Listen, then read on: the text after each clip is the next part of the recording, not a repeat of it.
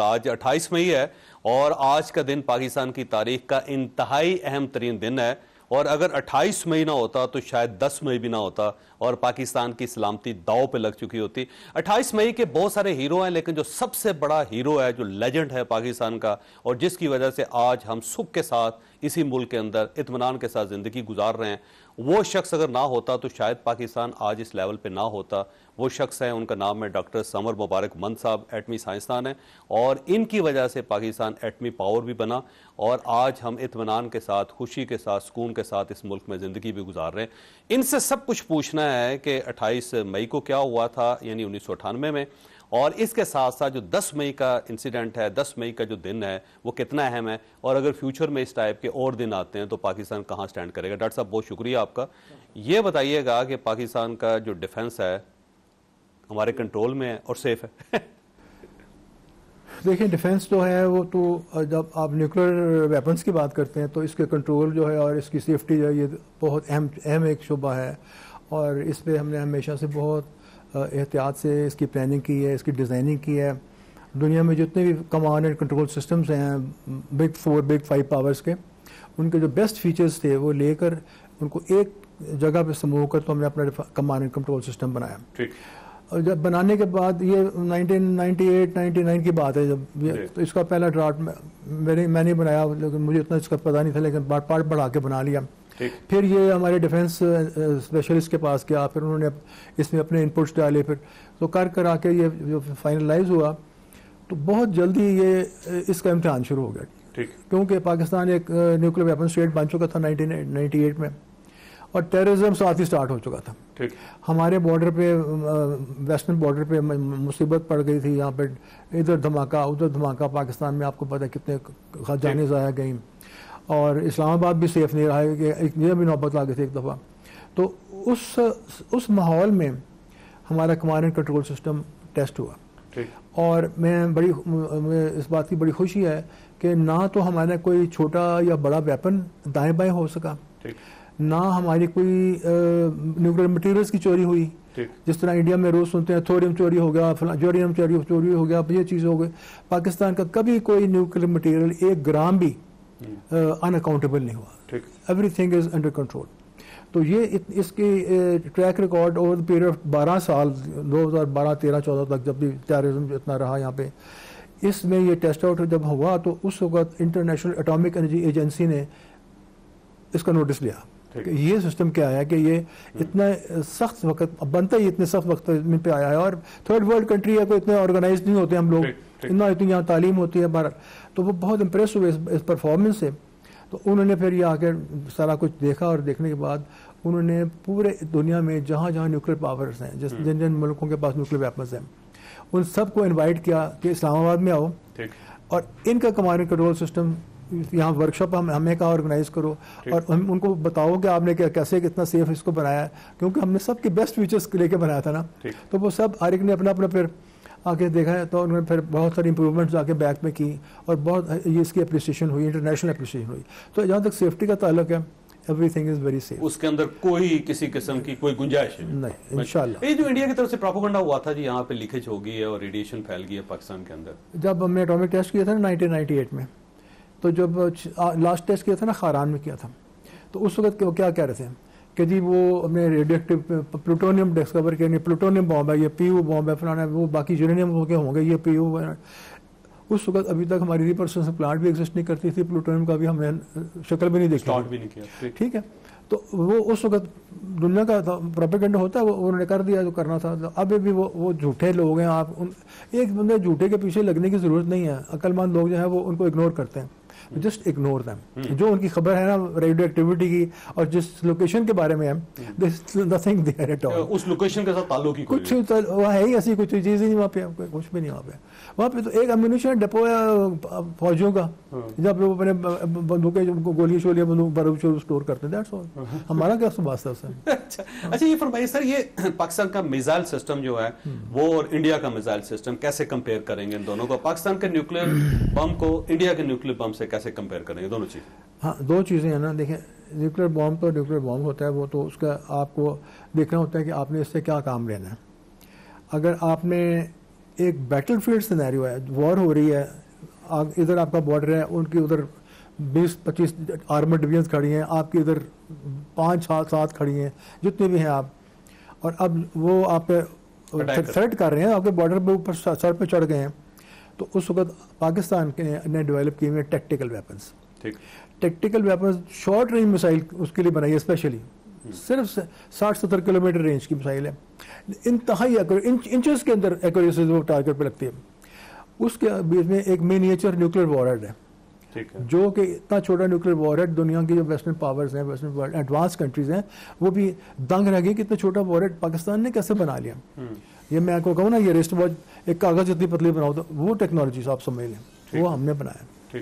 अब वो nuclear warhead के साथ अब मल्टी बैरल लॉन्चर में, जैसे आप देख रहे थे वो जा रही है फतेह-1, फतेह-2 फायर हो रही थी, मल्टी बैरल लॉन्चर था, उसमें 3-4 होती हैं, तो आप ठक करके 5-5 सेकंड के बाद इस तरह आप वो फायर कर सकते हैं, छोटी मिसाइल हमारी।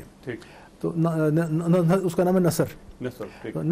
तो बैटलफील्ड सिनेरियो के लिए हमने वो बनाई है। नसर जो है ना वो शॉर्ट रेंज है, और वो ऐसे है जैसे आप ब्लैक आमने खड़े होकर लड़ रहे हैं, ठीक है, तो 30-40-50 किलोमीटर में आर्मी का सेपरेशन, और वो जब वो आप अलाना करे कभी यूज करेंगे तो वो तो आर्मर डिवीजन को हवा में ऐसे उड़ाएगी जैसे पत्ते हवा में उड़ते हैं। ठीक है, वो तो जहर है न्यूक्लियर, छोटे-छोटे फॉरवर्ड उसमें मेरे बहुत पावरफुल है।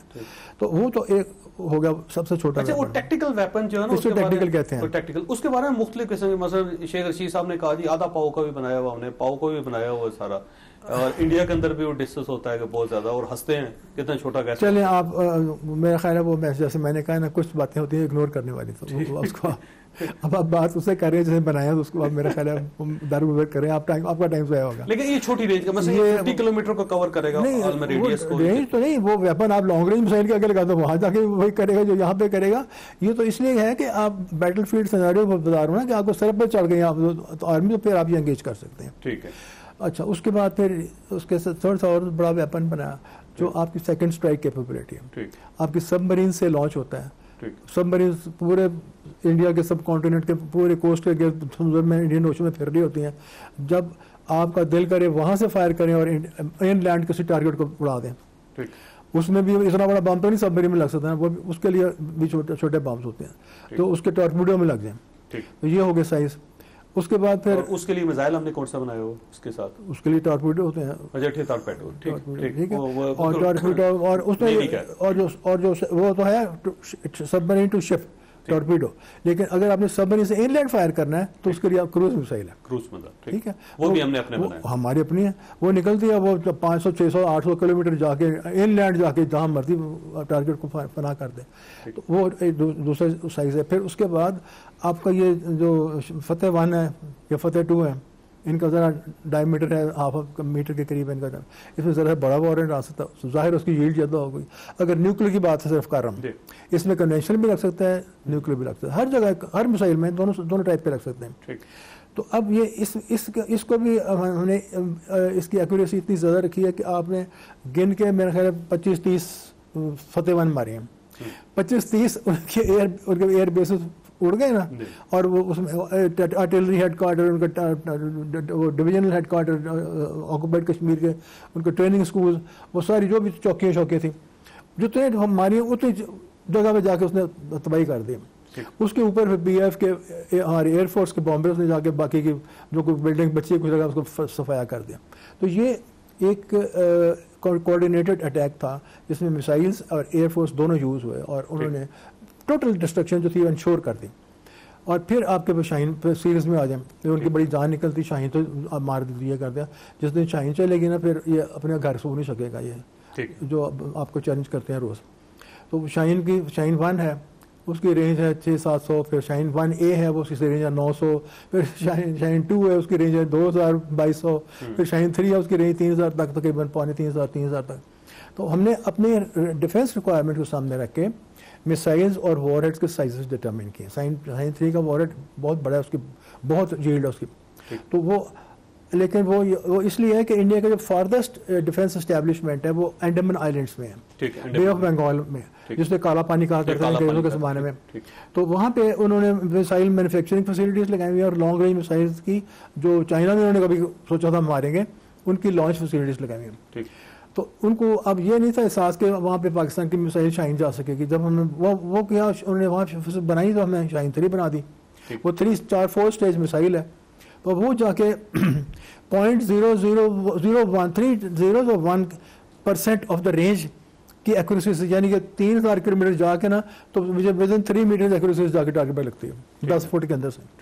तो एक्यूरेसी कैसे मेजर करते हैं कि एक दायरा बनाए 10 फुट के डायमीटर का और उसमें 10 मिसाइल मारें, तो अगर उसमें 8 उसके बीच में लगेंगे ना, तो ये उसकी एक्यूरेसी होती है। तो शाहीन 3 की एक्यूरेसी है। तो हमारी मिसाइल्स की एक्यूरेसी और रिलायबिलिटी, और हमेशा अनाउंस करके हम फायर करते हैं। शाहीन 3 हमेशा इंडियन ओशन में टेस्ट करते हैं, शिपिंग लाउंज को स्टॉप करके, एयर ट्रैफिक रुका के, पूरी वर्ल्ड को बता के, नोटिंग इशू करके, फिर तो everybody is watching them with their satellites. हम कभी छुपा के नहीं काम करते। और वहाँ पे फ्लोटिंग एक बॉय होता है, उसमें झंडा होता है, मेरे लगा, उसके ऊपर जाके लगते हैं। तो this is the accuracy of our systems. और जो हमारे दोस्त हैं इधर के, जो उन्होंने आपको आजकल मूड ख़राब किया हुआ है, इनका हालत ये है कि मिसाइल मारते हैं और फिर जब वो कहीं पहुंचते नहीं तो कहते हैं हम सिस्टम्स टेस्ट कर रहे थे। तो मैं उसके बाद आप सिस्टम टेस्ट करने भी उन्होंने बंद कर दिए हुए। तो आपने देख लिया कि वो रशिया से खरीदी हुई ब्रह्मोस मारी हैं, तो आपको पता ही है कि कहाँ लगी है, कितनी लगी है। वो इंडिया के अंदर गिर गए और एक अफगानिस्तान चला गया। और फिर जब वो लगी है वहाँ पे, जहाँ से मारे थे वहाँ पे मैं जब अटैक किया तो उनकी छुट्टी हो गई। जो उन 2 जगह स्टोर की थी, ब्यास में और एक वो कश्मीर में उनका डंप था, वो दोनों हमने उड़ा दिए। इनकी जो जितनी भी डिफेंस एस्टेब्लिशमेंट्स हैं वो हमारे टारगेट पे है। ठीक, बस वो लॉक हुई है। ठीक है। और अगर खुदा ना खास्ता कभी न्यूक्लियर वॉर हो जाती है तो इंडिया कहता है कि हम फर्स्ट स्ट्राइक नहीं करेंगे, पाकिस्तान ये कहता है कि अगर हमें अपनी सलामती का खतरा हुआ तो हम तो बाज नहीं आएंगे। नहीं, हमारी तो रेड लाइन्स है ना। हमारी रेड लाइन्स है, जिसमें एक पानी है कि अगर पानी रोक दिया, दिस इज 1 रेड लाइन। अगर आपने अंदर आके इन्वेट करके हमारी टेरिटरी कैप्चर कर ली, this is another red line. अगर आपने हमारे कोई बंदरगाहें ब्लॉकेट कर दी, ऐसा कुछ कर दिया, तो हमारे सर्वाइवल का सवाल पैदा हो जाएगा ना। जब सर्वाइवल आपका थ्रेट हो जाएगा, फिर क्या करना है? फिर हमने नीचे लगे तो नहीं रहना ना, जिनके ऊपर हमने 800 साल हुकूमत की है। तो इज्जत से रहना है ना सब कॉन्टिनेंट, इज्जत से ऐसे ही रह सकते हैं। फिर जो होना होगा देखी जाएगी। अल्लाह मालिक। अब डॉक्टर साहब आपके पास एक सवाल है कि अगर इंडिया हमारा पानी बंद कर देता है तो हमारे पास फिर ऑप्शन क्या बचेगा? क्योंकि पाकिस्तान में बहुत सारे लोग ये कह रहे हैं कि फिर हमें मिसाइल से उनके जो डैम्स हैं उनको उड़ाना पड़ेगा। क्या ये ऑप्शन है? छोटी सी ब्रेक के बाद दोबारा जरूर।